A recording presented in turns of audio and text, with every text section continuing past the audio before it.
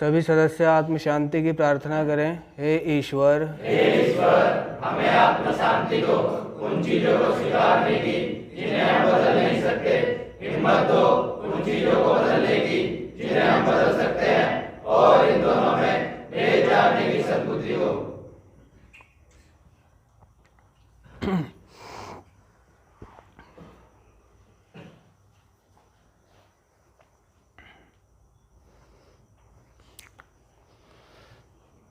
तो पिछली क्लास में बात चल रही थी ईमानदारी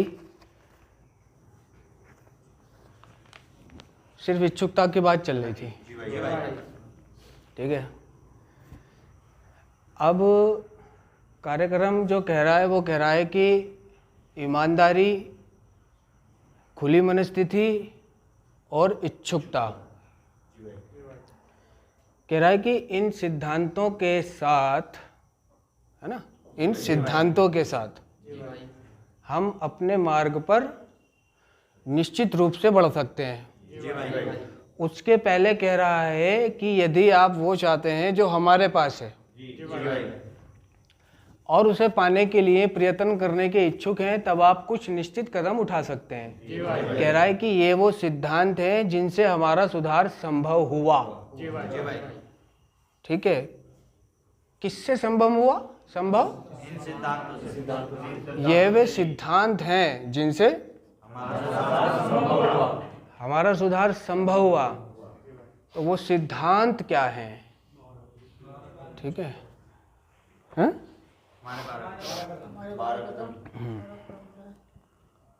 12 कदमों को कह रहा है वो, ये वो सिद्धांत हैं जिनसे हमारा सुधार संभव हुआ। लेकिन जो 3 खास सिद्धांत हैं, ईमानदारी, खुली मनस्थिति और इच्छुकता, कि ये सब नए दृष्टिकोण हैं। ये जो सिद्धांत हैं यानी प्रिंसिपल, मदद मांगने में और मुझे मेरी गलतियों को कबूल करने में सहायता देते हैं। कह रहा है इन सिद्धांतों के साथ अपने मार्ग पर निश्चित रूप से बढ़ सकते हैं। तो हमारा मार्ग क्या है? मार्ग यानी वे, रास्ता, पथ, रास्ता, रोड, सड़क, ठीक है।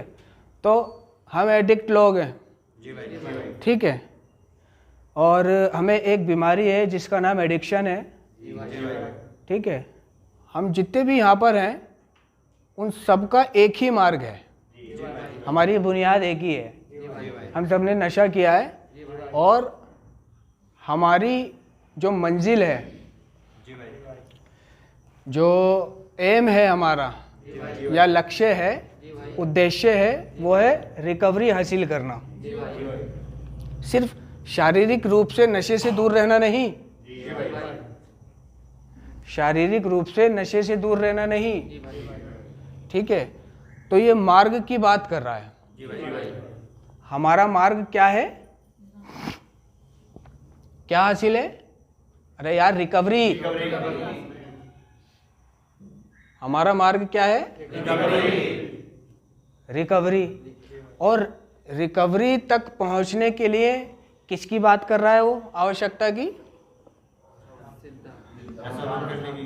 ईमानदारी, खुली मनस्थिति और इच्छुकता। कह रहा है कि इन सिद्धांतों के साथ हम अपने मार्ग पर निश्चित रूप से बढ़ सकते हैं। अब बताओ ईमानदार कौन है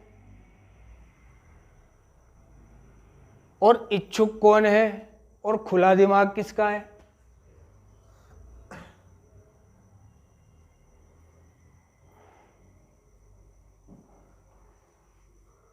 ठीक है, किसका है?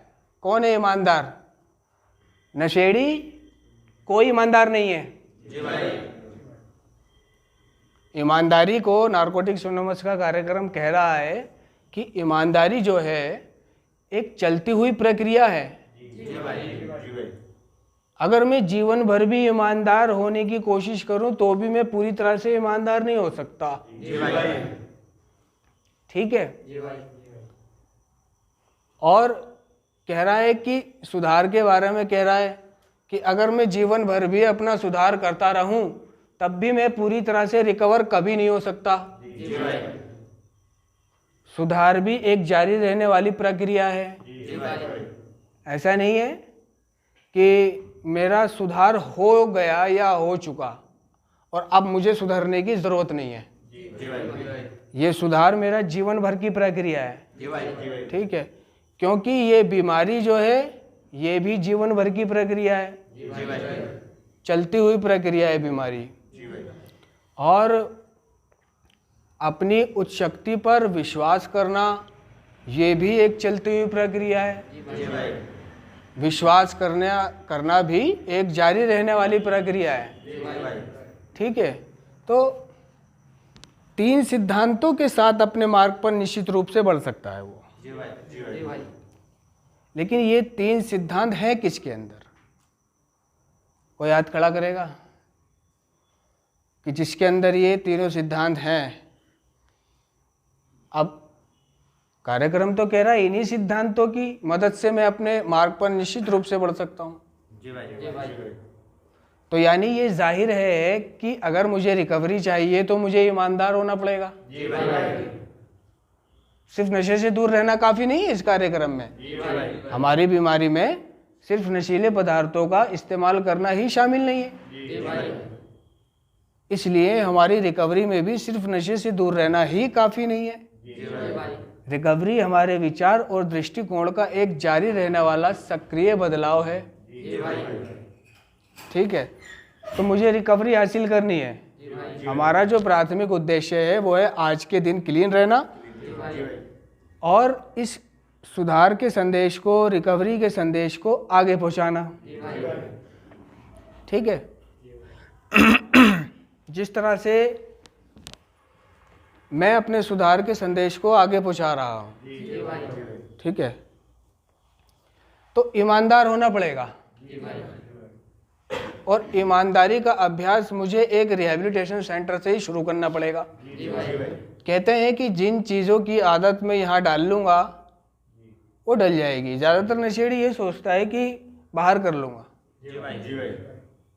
बाहर कर लूँगा, कुछ भी अगर उसे करना होगा कि बाहर कर लूँगा, उसे यहीं से करना शुरू कर दे। ठीक है, ईमानदारी से अपनी शेयरिंग करना शुरू कर दे, ईमानदारी से अपनी गलतियों को कबूल करना शुरू कर दे। ठीक है, और दिमाग को खोल ले, ध्यान पूर्वक सुन, क्योंकि ध्यान पूर्वक सुनने से ये हमें वो बातें सुनाई देती हैं जो हमारे काम आती है। और कार्यक्रम कह रहा है कि ये सुनने की क्षमता एक गुण है, एक टैलेंट है जो हमारी रिकवरी के साथ या आध्यात्मिक उन्नति के साथ बढ़ता जाता है। सुनने की क्षमता, क्योंकि क्लास में बैठा हुआ व्यक्ति सुन नहीं रहा है, उसका दिमाग कहीं और जा रहा है। घर पर है, शारीरिक रूप से इधर है और मानसिक रूप से कहीं और है। सुन रहा है मगर समझ नहीं रहा है। ठीक है, खोया हुआ है, नींद आ रही है, दिखा रहा है कि मैं ठीक हूँ। ऐसे लोग ये बंद दिमाग हैं, जो इस तरह से कर रहे हैं बंद दिमाग है। और यही लोग वापस आते हैं इस कार्यक्रम में। और जो सुनता है, मतलब जिसको निकलना होता है ना, सुधार में आगे रफ्तार पकड़नी होती है, जिसको क्लीन होना होता है या नशा बंद करना होता है, उसके कुछ कुछ लक्षण ये दिखाई दे जाते हैं। और जिसको नहीं सुधरना होता है उसके भी लक्षण दिखाई दे जाते हैं। उसमें भी अलग सिम्टम होते हैं। वो बेईमान होता है, झूठा होता है, वो क्लासों में सो रहा होता है, भिन्नक ले रहा होता है, और अपने मन की बात शेयर नहीं कर रहा होता है, दिखा कुछ रहा होता है और होता कुछ और है, दिन गिन रहा होता है, कब जाऊंगा, कब अम्मी आएंगी। ठीक है, और बस उसके दिमाग में यही सारी चीज़ें चल रही होती है। समझे? तो वो ऐसा व्यक्ति जो हमारा अनुभव है, मानना तो नहीं है या फिर कंफर्म भी नहीं है, है ना। हम इस प्रोग्राम में किसी को ये नहीं कह सकते कि ये नशा बंद करेगा या नशा करेगा, जी भाई, ये नहीं कह सकते, ये अंदाज़ा नहीं लगा सकते, जी भाई, लेकिन एक अनुभव हो जाता है, जी भाई, ठीक है, कि हाँ ये ऐसा कर सकता है, जी भाई, ये वैसा कर सकता है, जी भाई, लेकिन वो यहाँ पर ये सोचता है, क्योंकि मैं सोचता था कि नशा ही तो बंद करना है, जी भाई, सिर्फ नशा ही तो बंद करना है, वो तो मैंने कर दिया, जी भाई, और अब मैं नशा करूंगा ही नहीं, नहीं सोचता, जी भाई, क्या सोचता है? नशा ही तो बंद करना है, क्योंकि यहाँ पे आने की वजह वो अपने नशे को ठहराता है जी भाई, कि मैं नशा करता था। एक चोर अगर जेल में जाता है तो वो वहाँ पे जेल में जाने की वजह अपनी चोरी को ठहराता है कि ना मैं चोरी करता ना हमें यहाँ आता। तो नशेड़ी नशा मुक्ति केंद्र में आने की वजह अपने नशे को ठहराता है, और नशा मुक्ति केंद्र एक ऐसी जगह है जहाँ पर नशा करने के विचार भी नहीं आते। क्या कोई ऐसा है जिसको नशा करने के विचार आते हैं यहाँ पर? नहीं आते ना। और जिन भूत प्रेत ये भी बाहर ही रहते हैं।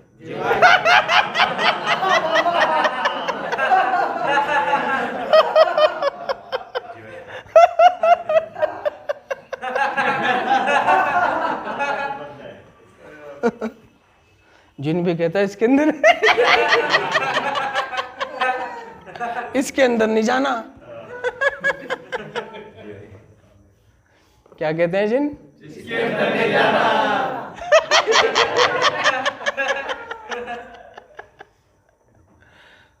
कहते हैं ना वो इस पे शैतानी साया है।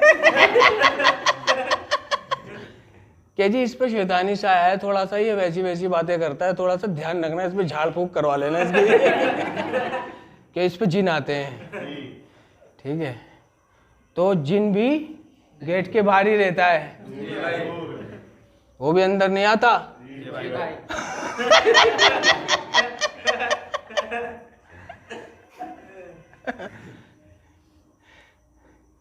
जिनको भी पता है कि अगर मैं यहाँ आ गया बस फिर नहीं जाने वाला मैं 6-7 महीने से।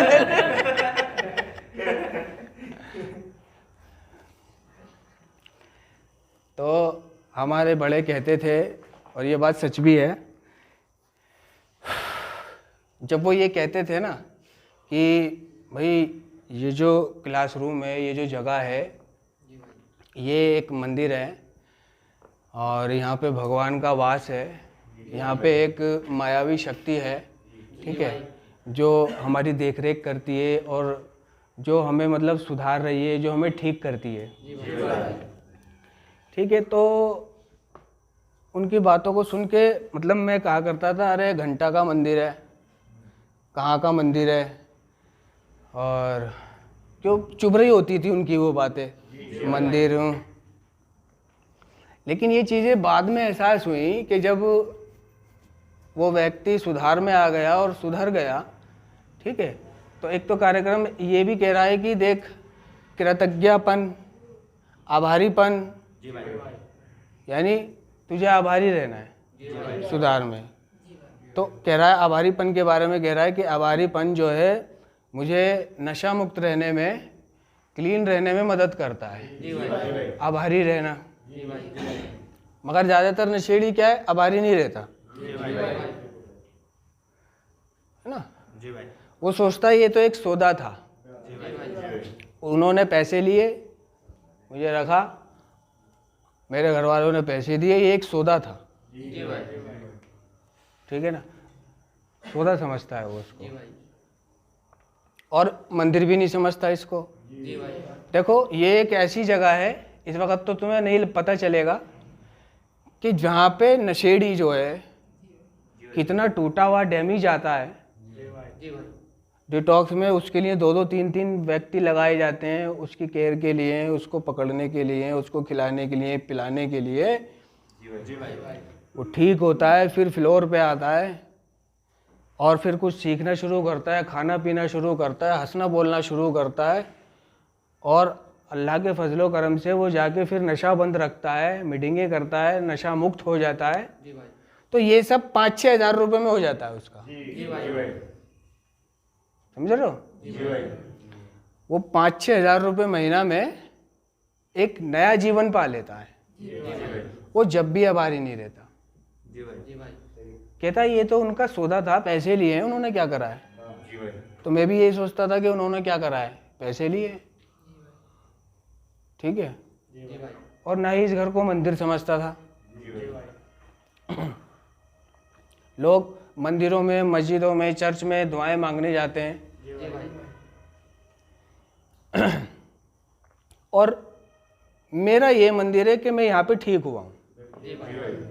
ठीक है। तो जिस घर से मैं ठीक हुआ हूँ उस घर का ना तो मैं आभारी रहता, ना ही उस घर के व्यक्तियों का मैं आभारी रहता।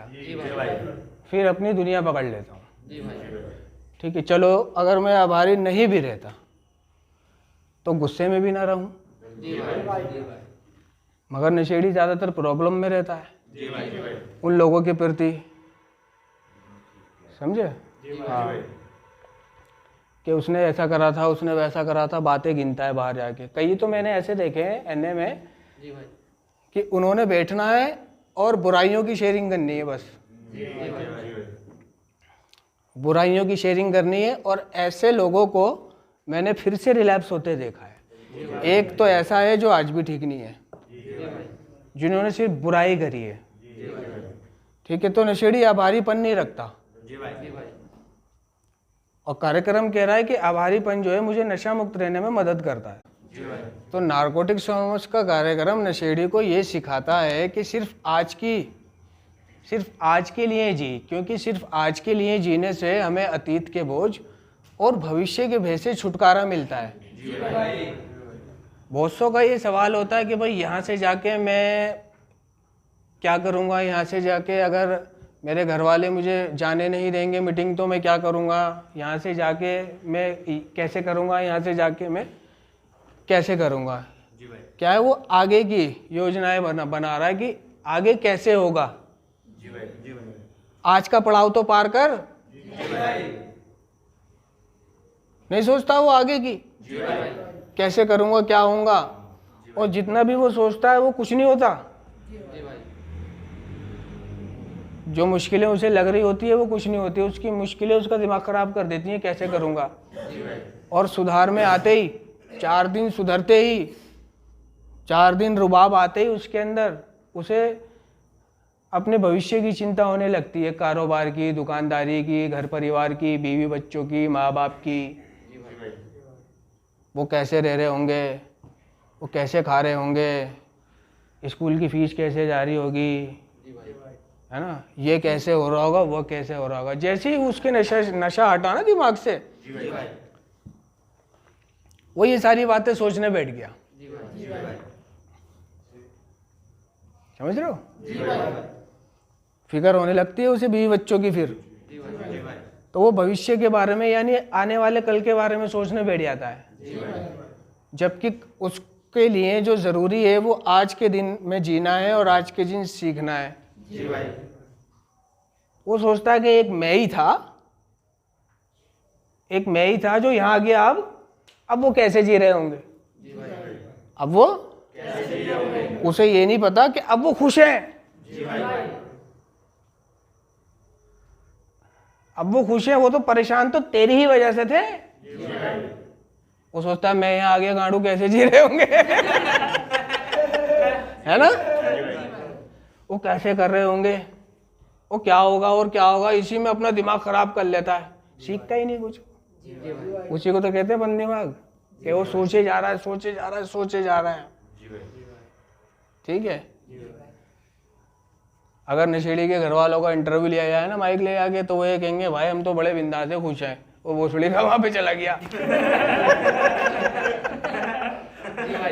है ना। हाँ जी, आपका बेटा कहाँ है? कि हमारा बेटा तो नशा मुक्ति केंद्र में है उसको वहां बेच के आपको कैसा लग रहा है? जी बहुत अच्छा लग रहा है वो कैसे बहुत अच्छा लग रहा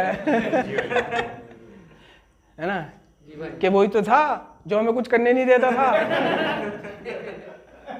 वही तो था जो नशा करके आ जाता था, वही तो था जो पैसे चुराता था, वही तो था जो लड़ाई झगड़े करता था, माँ बहन एक करता था। कि वो तो ये सोच रहा है जी अभी हम उसका इंटरव्यू ले अभी हम आपसे पहले उसका इंटरव्यू लेके आए हैं। वो कह रहा है कि मेरे बीवी बच्चे कैसे रह रहे होंगे, मेरे माँ बाप क्या कर रहे होंगे। जी भाई, समझे ना, तो है ना, है उल्टा।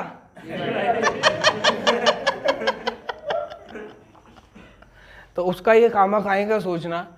अबे जब तू जिंदा रहेगा, नशा मुक्त रहेगा, तभी तो तू कुछ करेगा। समझे। तो सबसे पहले नशा मुक्त होने की जो पढ़ाई जा रही है उसे तो सुन ले। सब कुछ तू बाहर ही करेगा, या तो कर नहीं रहा, सब बाहर करेगा। तो वो क्या कर रहा है, यानी कि भविष्य के बारे में सोच रहा है, आने वाले कल के बारे में, बीते हुए कल के बारे में। और आज में क्या कर रहा है वो, आज में मायूसी में बैठा हुआ है, सेल्फ-पिटी में सोच रहा है, चिंता कर रहा है, चिंता।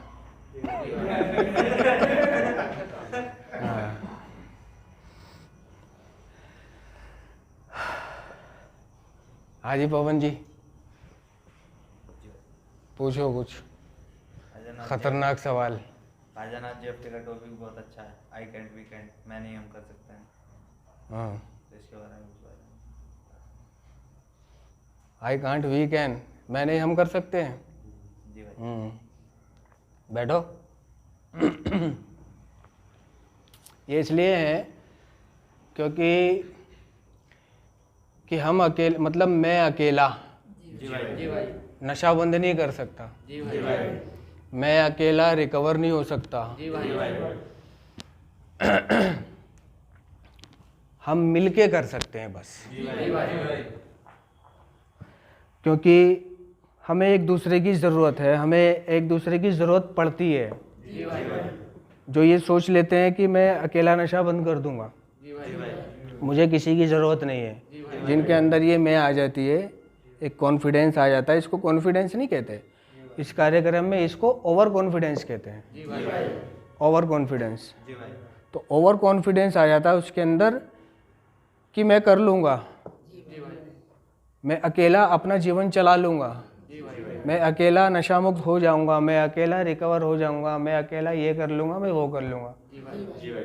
तो जो उससे कहा जाता है कि तू अकेला कुछ नहीं कर सकता, तू अकेला नशा नहीं बंद कर सकता, है ना, तुझे सहारे की ज़रूरत है, तुझे मदद की ज़रूरत है, तो वो ओवर कॉन्फिडेंस लेके बैठ जाता है। जी भाई। ठीक है, मैं अकेला कर लूँगा। तो कार्यक्रम इसके बारे में कह रहा है कि जब तक हमने अपनी ज़िंदगी का सत्यानाश नहीं करा, जब तक हमें ये एहसास नहीं हुआ कि हम अकेले अपना जीवन चला सकते हैं। जी भाई। समझे, नशेड़ी अकेले अपना जीवन नहीं चला सकता। जी भाई।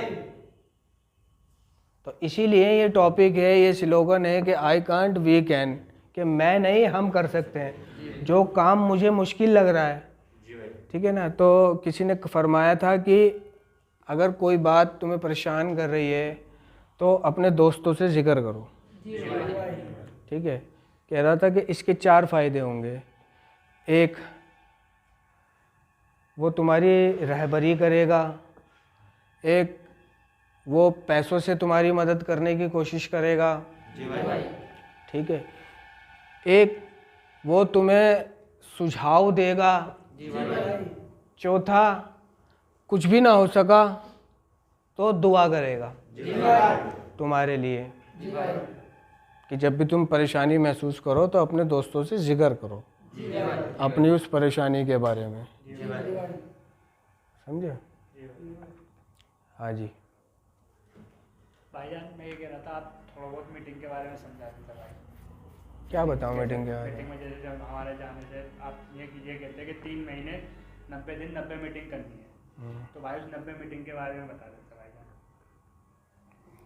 अच्छा, नारकोटिक्स एनोनिमस के कार्यक्रम में 90 दिन 90 मीटिंग करना जो हकीकत बता रहा है, जो कार्यक्रम कह रहा है वो बताता हूँ। 90 दिन 90 मीटिंग करना एक अच्छा विचार बता रहा है। क्या है ये? अच्छा विचार है। इसके आगे कह रहा है कि एडिक्टों को एक ख़ास एहसास होता है कि ऐसे और भी लोग हैं जिनकी अतीत की और वर्तमान की समस्याएं मेरे जैसी हैं। ठीक है, तो इसका मतलब ये हुआ कि जब मैं किसी तकलीफ़ में होता हूँ, मान लो मैं बीमार हूँ खुदा ना खास्ता, तो मुझे लगता है सबसे ज़्यादा परेशान मैं हूँ। नहीं लगता? लेकिन जब मैं हॉस्पिटल में जाता हूँ और जिस बेंच पे मैं एडमिट होता हूँ बेड पर, और उसके आजू बाजू में देखता हूँ, क्या देखता हूँ उसके आजू बाजू? है कि मेरे से भी ज़्यादा बीमार लोग हैं यहाँ पे। तो वो कह रहा है मैं भाई 3 साल से हूँ यहाँ पे। है किसी का पैर कट रहा है, रात ही उसका मतलब ये पैर जो है ना, ये पैर काटा गया, उसका पंजा अलग करा गया, गल गया था। किसी के जो है ना, किसी को ऑपरेशन हो रहा है वहीं उसी के सामने, किसी का कुछ हो रहा है, किसी का कुछ हो रहा है, तो उसे बाहर लग रहा होता है कि मैं सबसे ज़्यादा दुखी हूँ। ठीक है, तो जब वो अंदर जाता है अस्पताल में तो वो देखता है कि मेरा दुख तो कुछ भी नहीं है। तो फिर वो कैसा महसूस करता है? यानी जब मुझे लगता है कि मेरे दुख जैसे लोग और भी हैं, जैसा मेरा दुख है ऐसे कई लोग हैं, तो मुझे अच्छा लगता है। क्या मिलते? मुझे एक हिम्मत, राहत मिलती है कि मैं अकेला नहीं हूं, काफी लोग परेशान हैं। तो क्या हुआ, मैं भी परेशान हो गया, तो एक दिमाग को संकेत मिलता है। तो 90 दिन 90 मीटिंग एक अच्छा विचार है। एडिक्टों को एक खास एहसास होता है, खास, कि ऐसे और भी लोग हैं कि जिनकी अतीत की और वर्तमान की समस्याएं उसके जैसी है। ठीक है, और 90 दिन जाने का उद्देश्य ये भी है कि उसके ये जो है ना व्यवहार में शामिल हो जाती है जाना आना। ठीक है, जिस काम को वो 90 दिन रोज करेगा उस काम की उसे आदत हो जाएगी। ठीक है, फिर 91वें दिन वो खुद जाएगा, क्योंकि वहाँ उसके यार दोस्त बन चुके हैं, वहाँ की आदत उसको हो चुकी है। वहाँ की मीटिंग करना, मीटिंग करने के बाद यार दोस्तों के साथ आफ्टर मीटिंग करना, फिर नाइट आउट करना, फिर ये करना, फिर वो करना, फिर डिनर करने जाना। ठीक है, फिर यहाँ जाना, थम्स अप पीना, आइसक्रीम खाना, घूमना फिरना, इसके सेंटर में जाना, उसके सेंटर में जाना, इस बर्थडे में जाना, उस बर्थडे में जाना, कन्वेंशन में जाना, सेलिब्रेशनों में जाना। समझे? और जिंदगी जीने का एक नया तरीका मिलता है उनको। तो उनको ये लगता है कि मैं मीटिंग ना आके तो बहुत बड़ी गलती कर रहा था। तो मीटिंग उन्हें वो सारे अधिकार दे देती है मीटिंग करना, क्योंकि मीटिंग करने से उनकी, कहते हैं ना, हमारी मीटिंग है पहचान, आशा और शेयरिंग की एक प्रक्रिया है। ठीक है, नारकोटिक्स एनोनिमस में हमारी सोच, दृष्टिकोण और प्रतिक्रियाएं बदलती हैं। हमें एहसास होने लगता है कि हम विचित्र नहीं हैं, हम जैसे हैं अपने वैसे ही अपने जीवन को, अपने आप को समझने और स्वीकारने लगते हैं। हम जैसे हैं, कह रहा है कि प्रतिक्रियाएं बदलती हैं, सोच और प्रतिक्रियाएं बदलती हैं। सोच बदले तो सितारे बदले, नजर बदले तो नज़ारे बदले। ठीक है, यानी बदलाव उसकी आंखों में है। जैसे ही उसका नजरिया बदलता है ना, तो दुनिया बदली हुई नजर आती है उसको। जैसे ही उसकी सोच बदलती है तो उसे दुनिया बदली हुई नजर आती है। दुनिया अपनी जगह पे वही है, बदलाव सिर्फ उसके अंदर आ जाता है। तो नारकोटिक्स एनोनिमस में हमारी सोच, दृष्टिकोण और प्रतिक्रियाएं बदलती हैं। ठीक है, दूसरे हमें यह एहसास होने लगता है कि हम विचित्र यानी निराले नहीं हैं। मैं निराला नहीं हूँ, एक ऐसा बेचारा निराला नहीं हूँ मैं, या मेरा जो जीवन है जैसा चल रहा है, तो वो कहता है यार इस जीवन में तो ये नहीं है, इस जीवन में तो वो नहीं है, इस जीवन में ऐसा नहीं है, पैसा नहीं है, ये नहीं है, वो नहीं है, बहुत सी चीज़ें नहीं है जीवन में। तो वो कहता है कि वो उसका जीवन जैसा है वैसे ही वो समझने और स्वीकारने लगता है अपने जीवन को, समझे ना, कोसता नहीं है फिर। दूसरे उसके जो वो पुराने यार दोस्त, पुरानी जगहें हैं वो छूट जाती है, पुरानी छूटती हैं, नई बनती हैं। रिकवरिंग एडिक्ट दोस्त बन जाते हैं, आपस में एक दूसरे का नंबर आ जाता है, ठीक है। कोई भी प्रॉब्लम हुई, नहीं जा पा रहा है तो वो कॉल कॉल पे बातें कर लेता है। कोई पैसे वाला है, कोई बगैर पैसे वाला है, तो एक दूसरे की मदद कर देते हैं। और किसी को नींद नहीं आ रही है तो वो उसके पास आ जाता है, रात को बैठ के बातें कर लेते हैं, शेयरिंग कर लेते हैं। तो पुराने विचारों से बाहर निकल के पूरी तरह वो इन 90 दिनों में एक नई दुनिया में बस चुके होते हैं, है ना, बस चुके होते हैं। पूरा परिवर्तन आ जाता है उनके अंदर के भाई, उन्हें उन लोगों से नफरत होने लगती है, उन्हें ये समझ में आ जाता है कि हमें उनसे बात नहीं करनी है। क्योंकि नारकोटिक्स एनोनिमस में हमें सबसे पहले ये बताया जाता है कि हमें अपने पुराने दोस्त, यानी जो लोग नशा कर रहे हैं, चाहे वो कोई भी है, कोई भी खासम खास है, उससे मिलना नहीं है हमें, उससे दुआ सलाम भी नहीं रखनी, और उसके पास भी नहीं जाना, उससे बिल्कुल किनारा कर लेना जो नशा कर रहे हैं। तो हमें नारकोटिक्स एनोनिमस में बताया जाता है कि हमारे दोस्त सिर्फ वो हैं जो नशा नहीं कर रहे हैं, और जो नशा कर रहे हैं हमें उनसे कोई मतलब नहीं है, समझे। ये बात उनके दिमाग में बैठ चुकी होती है, ठीक है। तो बहुत से ये कहते हैं कि भाई वो दोस्त मिल जाते हैं, रोक लेते हैं, कहाँ जा रहा है, बात सुन, कहाँ था, ये वो, भाई फोर्स करते हैं, कहते नहीं कहते हैं, है ना। तो उन्हें उनसे कटना आ जाता है, कटना आ जाता है, वो उन्हें जवाब देना आ जाता है, ठीक है। अगर वो ये कह रहे हैं आज भी पी रहा है तो सब्र करना आ जाता है, हाँ पी रहा हूँ जा।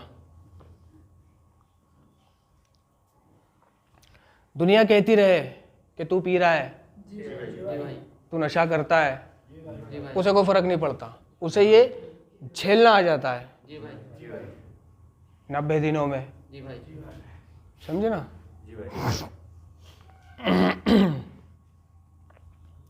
यानी कुल मिला के जो विनम्रता है उसके व्यवहार में शामिल हो जाती है, ठीक है ना। और जब वो 91वां दिन आता है, 91वां दिन आता है, अब वो घर पे नहीं रहता, फिर भी जाता है वो, फिर वो जाता ही रहता है, फिर वो जाता ही रहता है। इस तरह वो क्लीन हो जाता है।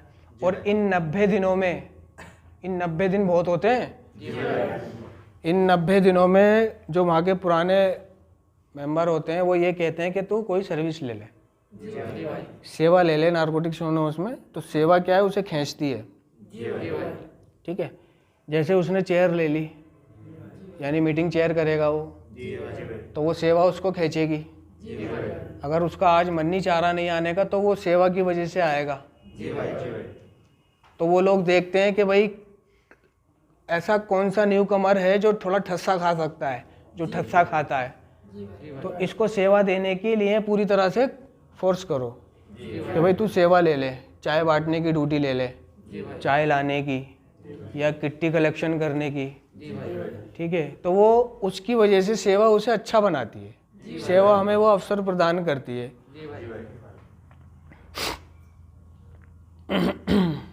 इस तरह वो नशे से दूर हो जाता है,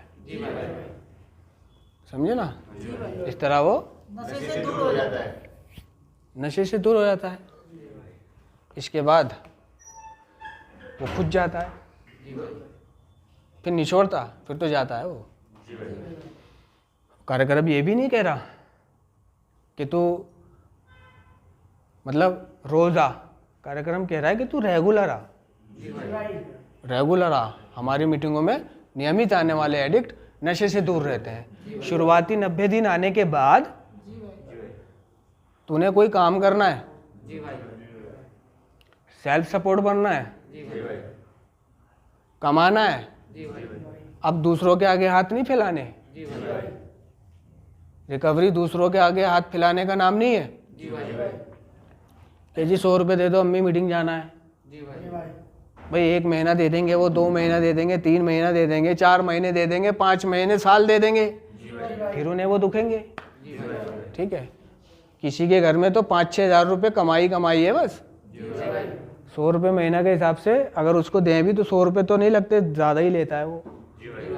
तो वो कुछ महीने तो मैनेज कर लेते हैं, फिर वो भी कहते हैं कि भाई कुछ करना यार, तो भी छोटा मोटा काम कर। तो इंसान को नशा बंद करने के बाद, 90 मीटिंग करने के बाद एक अच्छी खासी उसके अंदर परफेक्शन आ जाती है, अच्छी खासी नशे से मुक्त रहना आ जाता है। उसके बाद उसे काम करना चाहिए।